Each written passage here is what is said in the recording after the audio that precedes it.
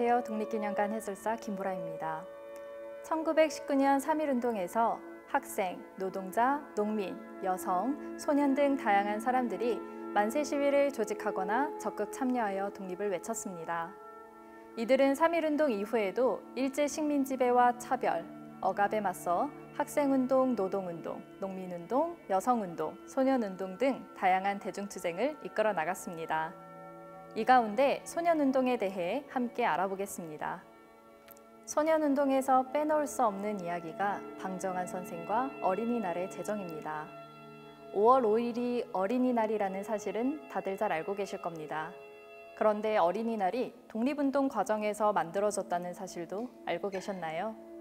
일제 식민 지배 속에서 가장 연약한 존재인 아이들은 고통스러운 삶을 살았습니다.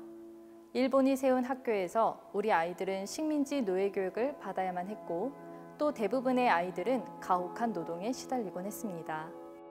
3.1운동의 지도자이자 천도교를 이끄는 손병희 선생의 사위로 일찍부터 독립운동을 펼쳤던 방정환 선생은 우리 민족의 미래와 희망은 아이들에게 있다고 생각했고 아이들의 환경을 더 좋게 만들어야 되겠다고 생각했습니다. 그리하여 1923년 방정환 선생이 주도한 천도교 소년회 등 소년운동 단체가 모여 매년 5월 1일을 우리나라의 어린이날로 정했습니다. 여기서 어린이라는 말은 무슨 뜻인가요? 늙은이, 젊은이처럼 어린 사람이라는 뜻이죠. 지금은 우리에게 익숙한 어린이라는 말을 100여 년 전에는 잘 사용하지 않았습니다. 옛날에는 아이들을 주로 어린 놈, 애녀석, 아해놈이라고 불렀습니다. 단어에서부터 아이들의 처지가 느껴지시죠? 당시에는 아이들을 부족하고 완성되지 못한, 낮게 대해도 되는 존재라고 생각했습니다. 그래서 방정환 선생은 먼저 아이들을 부르는 표현부터 바꾸었습니다. 아이들은 새로운 가능성을 품고 있는 희망의 존재이기 때문에 그들을 낮추어 부르지 말고 어린이라고 부르며 존대해달라고 하였습니다. 앞에 전시된 어린이날 포스터를 보면 이러한 생각들이 잘 표현되어 있습니다. 1932년 제작한 어린이날 포스터입니다. 희망을 살리자, 내일을 살리자, 잘 살려면 어린이를 위하라. 나라를 빼앗긴 상황에서 어린이는 민족의 미래를 살릴 수 있는 희망이었습니다. 다시 포스터를 보실까요? 어린이날 글자 아래 5월 첫 공일이라고 쓰여 있습니다. 5월의 첫 번째 일요일이라는 뜻입니다. 처음 5월 1일로 정했던 어린이날은 1928년부터 5월 첫 일요일로 날짜를 바꾸게 되었습니다.